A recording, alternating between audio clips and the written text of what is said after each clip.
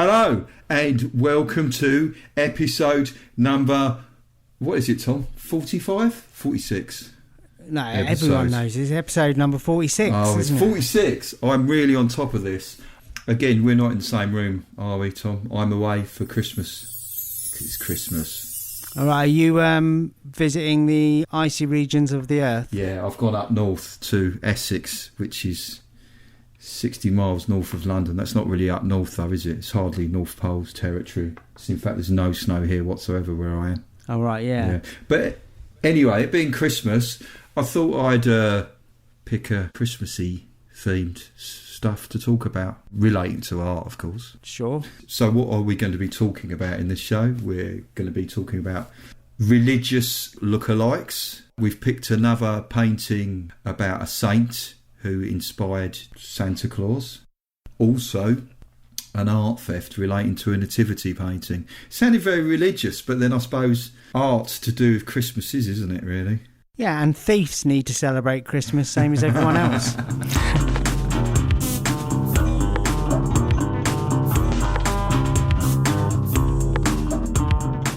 So, I thought the first one I'd look at is, I picked a lookalike. This one actually relates to a church that is in the Mexican town of Zacatecas. And this happened this year. And basically, they've just paid for a giant 22-foot long statue of Jesus. The artist who created it was Roman Salvador. And basically, if you look at it, well, I'm looking at it now, I mean, it's really big. And it's dressed in white boxer shorts. And it's got like a receding baby hairline. And rather than looking like Jesus, I don't know who you think it looks a bit like, Tom. Well, it looks a lot like Phil Collins. Yeah. It's Another Day in Paradise here. How would you describe Phil Collins? A 1970s drummer.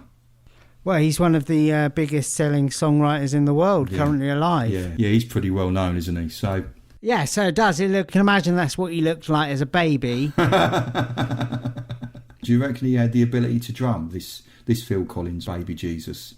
Well, if he's like a cross between baby Jesus and Phil Collins, he's going to be pretty good on drums, isn't he?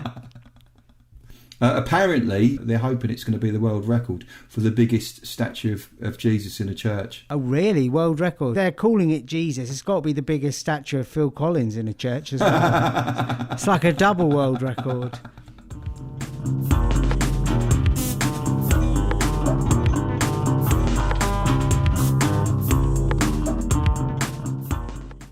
So, on to the next celebrity, well, not celebrity, but the next religious lookalike. And now I'm looking at, bearing in mind this is Christmas, and who, of course, inspires Santa Claus is St. Nicholas. And in this picture, I'm looking at a portrait of St. Nicholas. It's quite an old portrait, and he bears more than just a passing resemblance to Wolf. And Wolf, for those who don't know, is a Klingon from the Star Trek The Next Generation series. I mean, yeah, to get best use of these lookalikes, you've got to look at the split screen that me and Marcus are looking at now. Yeah, so I'll put a link on the website to them. But yeah, they've got the same kind of forehead, those kind of ridges going down. There is definitely a Klingon. Do you think that St. Nicholas could have been from Star Trek? St. Nicholas is... he was around long before the first series of Star Trek. Yeah, he was. I guess the thing with Jesus and Phil Collins is they were around about the same era, weren't they? Don't let Phil hear this, he might listen in.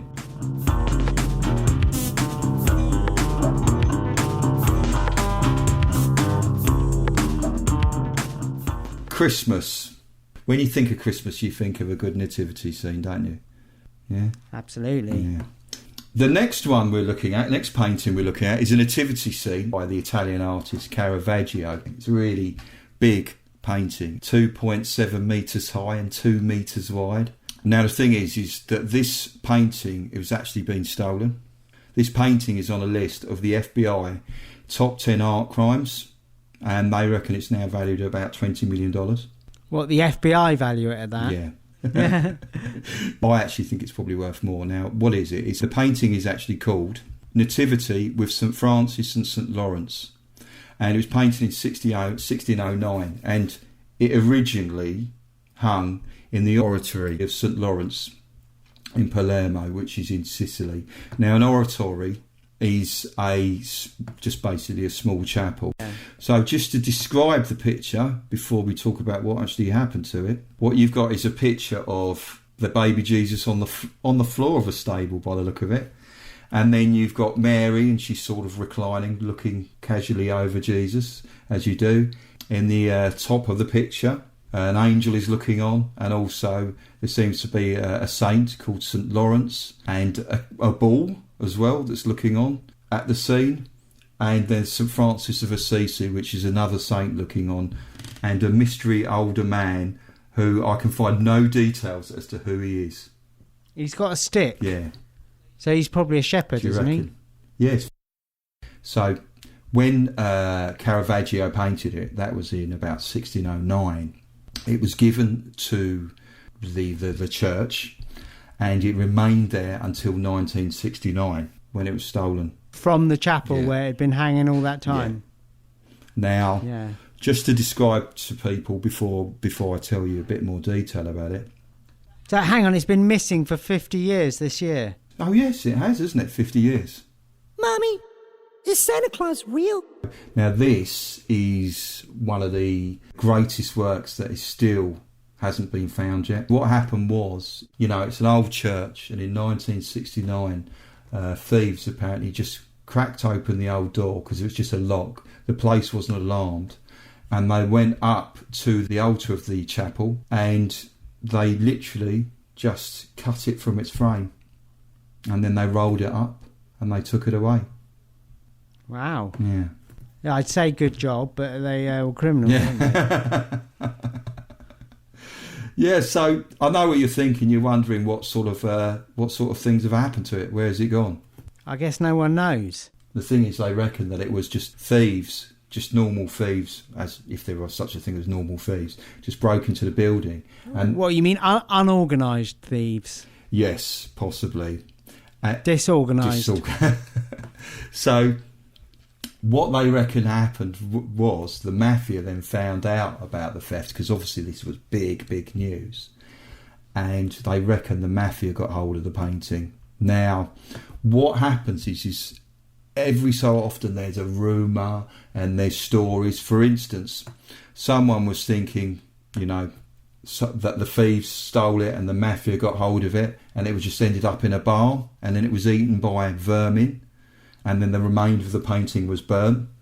Another story was that the guy who actually paid for the work to be stolen, when he saw how damaged it was, he just burst into tears and couldn't handle it and had it destroyed. I mean, would that upset you if you went out and you got it nicked and it came back and it was quite damaged? I mean, it's a nice picture and that, but, I don't know. I guess it would look nice on your wall, but I suppose I wouldn't be that bothered enough to pay to get it stolen. If I want to have a look at a picture of a Jewish mother, I can just, Skype my own mother. At the moment, there's no leads. But interestingly enough, sometimes there would be a mafia trial. In order for them to stall the trial and slow down the process, they were finding that there were a few times when mafia people would just mention this painting and everyone would go, oh, and they'd have to investigate it and slow the trial process down. Is it a bit like mentioning Macbeth to an actor? So were these in mafia trials then? Yeah, because this is the mafia keeps bringing up. So they'd be going like, you're being arrested on a murder trial. And they go, but I know where the Caravaggio is. And then everyone would go, stop the trial. Let's have a talk about this. Okay, so that's a good tip if you get arrested in Italy, isn't it? Just bring up Caravaggio. Yeah. So another story which seemed to have a lot more credibility about it was a priest from Sicily was sent almost like a ransom note, and he believes it was the mafia, contacted him and said, put this advert in the paper saying that we want to negotiate with the church. So they published it. So the priest arranged with the head of cultural affairs in Palermo to have this published. This advert. So the church would see the advert and think, oh, we better negotiate. It's kind of like a ransom. And basically for the painting. yeah, I for the presume. return of the painting, yeah. Yeah. And basically the church just ignored it and they didn't do anything. So this is kind of like a hostage situation. The priest got another angry letter back, allegedly, he said, with a piece of the painting. You know, in a kidnap, they sometimes might send a bit of the ear or something back. They actually said, no, seriously, put another advert in. And they sent a little bit of the painting, apparently, to say we mean business. So did they check out the piece of ear or painting, whatever it was that they sent? Well, the thing is, apparently, what this priest said was he went back to the superintendent, as he's called, of Culture Affairs, rather than investigate the priest's claim. Because you know what I mean? He just told the police about the priest and said he suspects that the priest has stolen it. Interesting. And then the trail went cold, because of course it wasn't the priest that's stolen it. Yeah, it's almost like Hercule Poirot or something. Yeah. So, no one knows where it's gone. But in 2018, during a testimony by a mafia informant, they think it may have been sold to an unknown Swiss art dealer who apparently is now dead. So this informant claimed it had previously been sold to a Swiss art dealer who was already dead at the time he informed. Yes, this is the latest update. So it may not be destroyed. It may still be around. Yeah, so no one knows who this unnamed art dealer is. Yeah.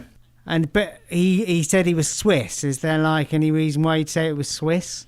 I don't know. It's a neutral country. There possibly is a reason for him saying it is Swiss. But now, what they've done is, in 2016, they actually got a company actually made a full-scale digital representation of the artwork. So there's now an actual really highly accurate digital print hanging in the church. So there is something there now.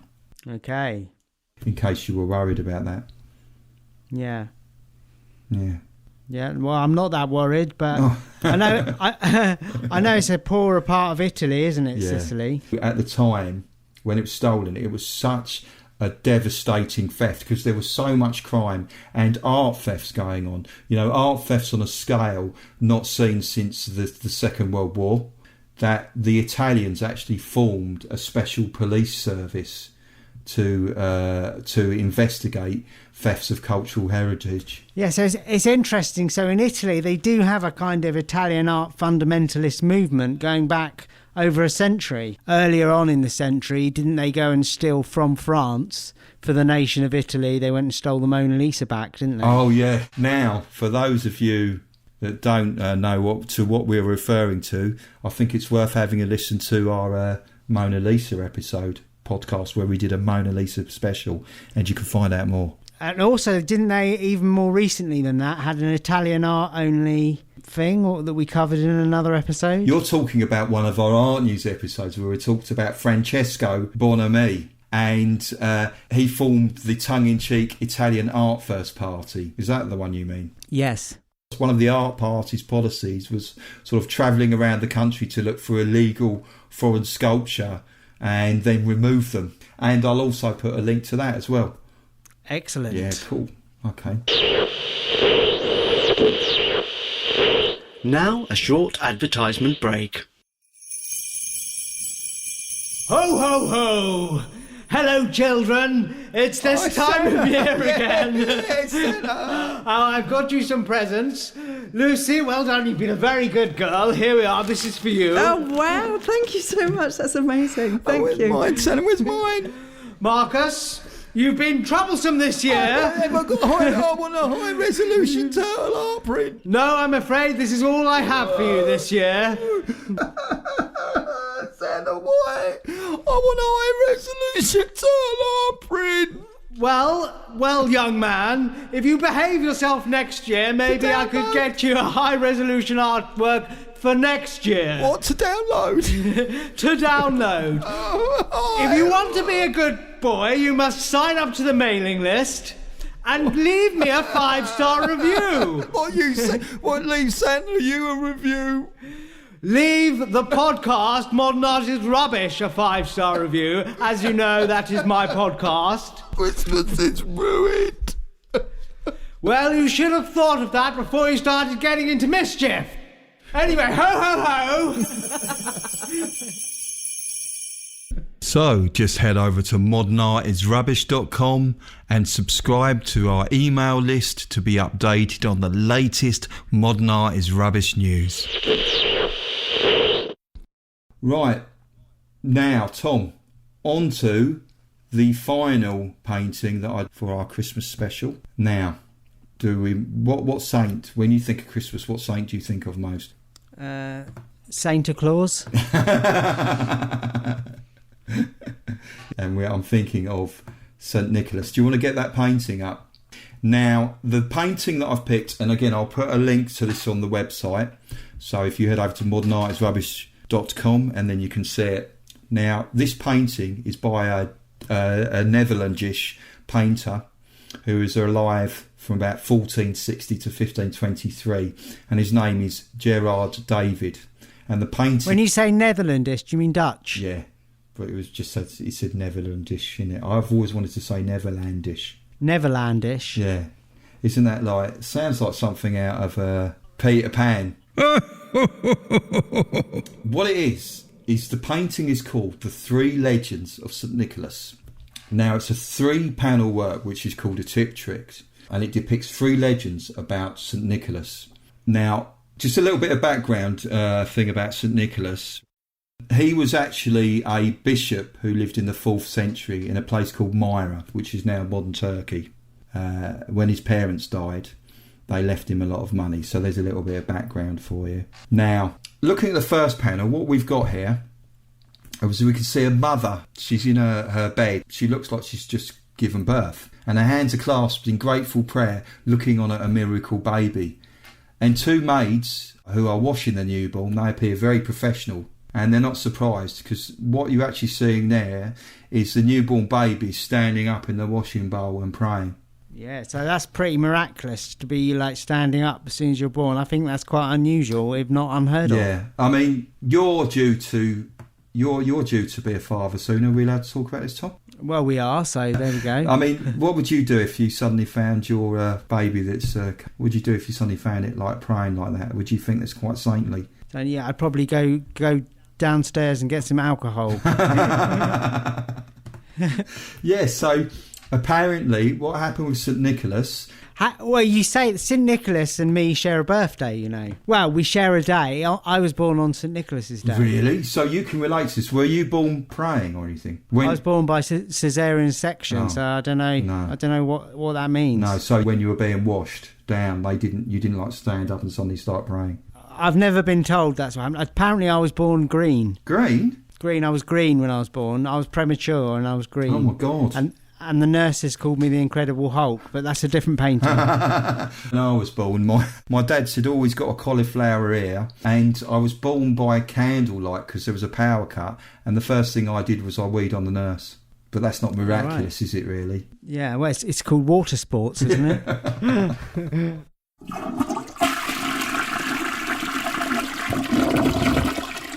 That's the first miracle store legend of St Nicholas. Now in the second panel, I have to say as well, these are really beautifully painted. Well, it looks like they're in like 3 different frames, but I don't know if that's part of the painting. Yes, or... they've been placed in 3 different frames to keep stories separate, but they're all as one thing. So it's three different paintings stuck together to tell a story. Yes, in an arch frame. Yeah. Early film. Yeah, it is. Right. So in the next one, what we see St Nicholas, and he's creeping up to a bedroom window with a bag of gold in his hand. And in the bed, asleep, are 3 daughters. On the left of the painting, we can see the father of the 3 daughters, and he's sitting there, and perhaps he's hoping to catch the mystery man and his gold red-handed. In the Netherlands, don't they leave a clog out or something, and they put on St Nicholas's day, and there's gifts left in the clog for the children, something like that.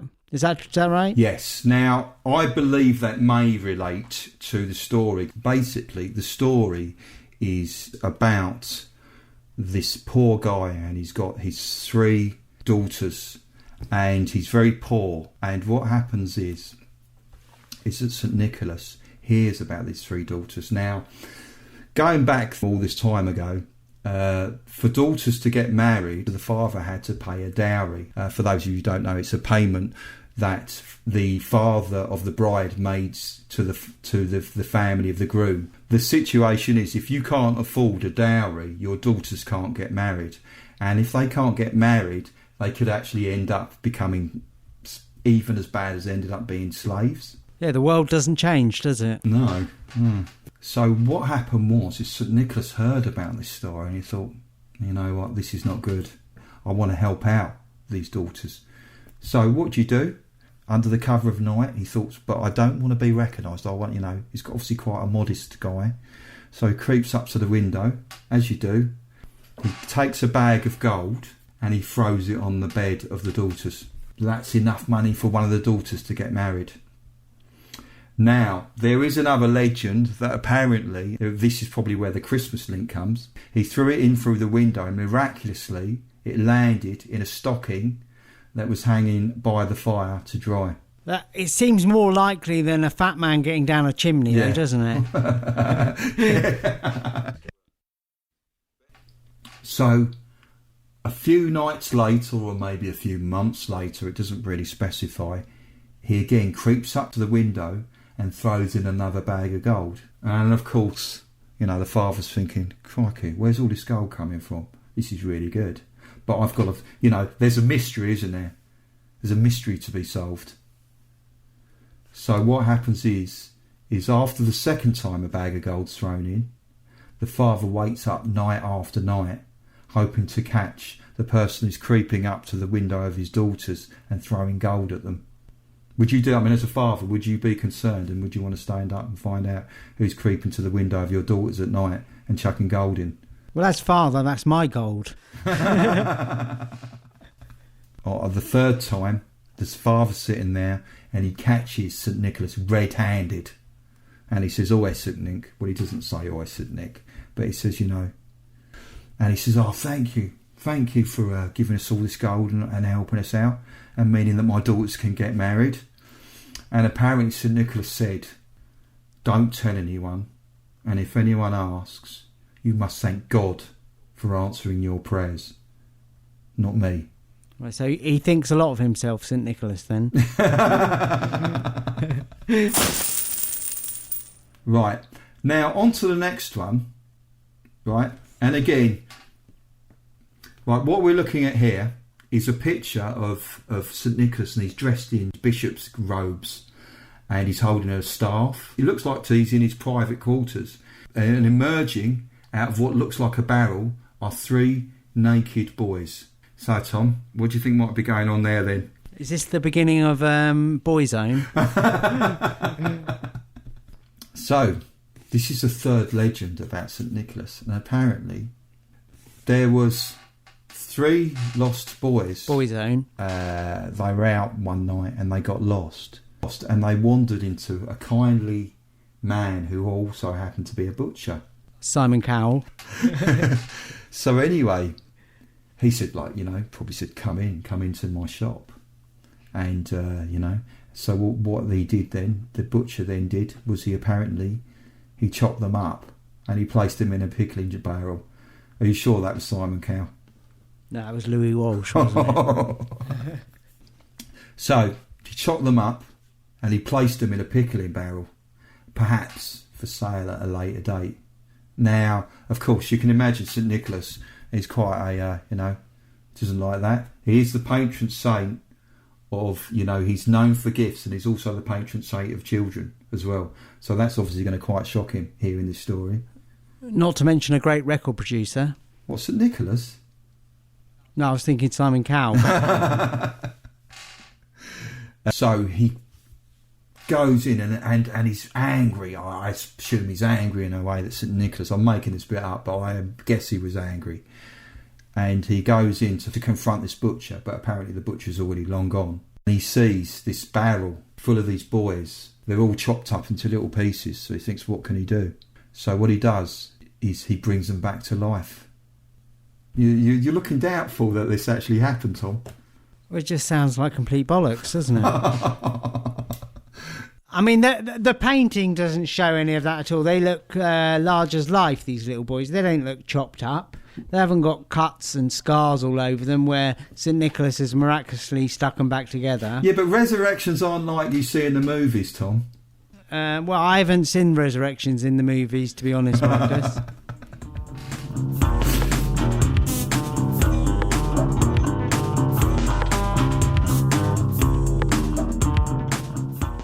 So, Tom, that is the end of our Christmas special. Did it make you feel more Christmassy? No, it was quite disturbing, wasn't it? Oh. Well, you know, chopping up little boys and then, you know, getting them, putting them back together. It is a bit weird. You know, I don't know. It's nice to have a bit of magic, but that wasn't really magical. It was just slightly strange. Well, I really tried to bring the spirit of Christmas into this episode. So I suppose on that note, we better just do the end bit, which is if people, if you can head over to modernartisrubbish.com and subscribe to our mailing list. And Tom, was there another thing that we were going to say about our mailing list that you need to do? Because I've noticed some people saying that it was going into their spam folder. All right, so add it to a trusted sender. Okay, so please remember to do that. Okay, well, it's just buys then, Christmassy buys. Okay, yeah. Bye. Bye.